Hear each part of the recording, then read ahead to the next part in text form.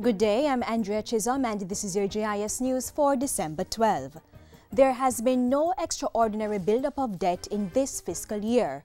Finance and Planning Minister Dr. Peter Phillips made that announcement at a function Tuesday. He said although the foreign exchange rate had impacted the debt stock, it was all within budget. The provisional outturn shows that whereas we had budgeted for incremental loan receipts of some $104 billion at the end of November, the actual provisional outturn is some $97 billion. Indeed, we are below budget by some 8 billion Jamaican dollars.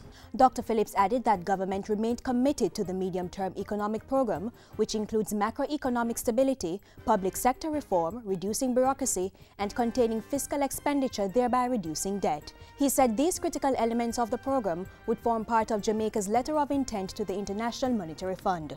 Meanwhile, economist Jermaine Burrell is asserting that the government's commitment to servicing the country's debt remains critical to maintaining economic stability. The senior economist and sovereign research manager in the private sector was speaking with JIS's Ian Boyne on the Issues and Answers program. He sought to dispel any notion of a unilateral renunciation of the debt.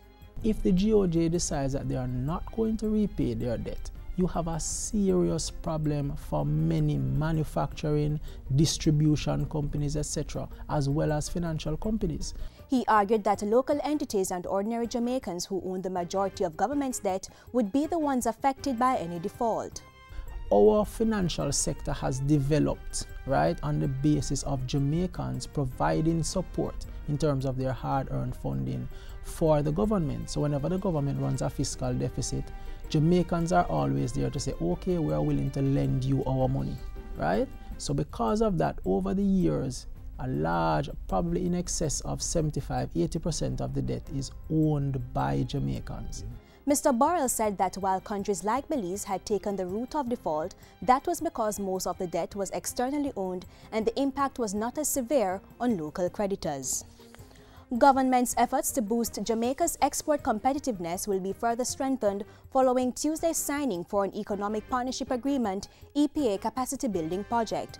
The Planning Institute of Jamaica, the Ministry of Finance and Planning, and the European Union are implementing the €2.25 million project, which is funded by the EU.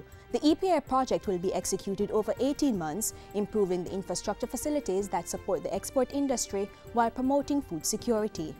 Equipment will be procured for the plant quarantine produce inspection unit. Certification will be conducted of the Ministry's agricultural produce program to global GAP standards. The Pesticide Research Laboratory will be upgraded in addition to 2 labs each at the Bureau of Standards Jamaica, Boulders Research Station, and the Veterinary Services Division. When the first phase of the north-south leg of Highway 2000 construction begins next month, Jamaican laborers will be among the many workers on the roadway. Addressing labor issues related to the development of the highway by China Harbour Engineering Company, Transport and Works Minister Dr. Omar Davies said the implementation of the long-awaited highway would bring about jobs in the country. We have a very firm agreement in terms of the maximum number of workers who can be imported to participate in this project. Work on the north-south leg of Highway 2000 begins in January 2013 with the Mount Rosa bypass. The full breadth of the highway is scheduled for completion in December 2015. And finally, the National Road Safety Council (NRSC) says the country could see a record reduction in road fatalities this year. Vice Chairman and Convener of the NRSC, Dr. Lucien Jones, says the target to reduce road fatalities to below 300 each year is on target for 2012. This would be the first time that target would be met since the Save 300 Lives project was launched in 2008. Dr. Jones attributes the decline to the proactive public-private sector partnership on road safety. He says that by next week, the NRSC's road safety awareness campaign for the Christmas to New Year festive season will be at full throttle. Dr. Lucien Jones is encouraging Jamaicans to exercise care and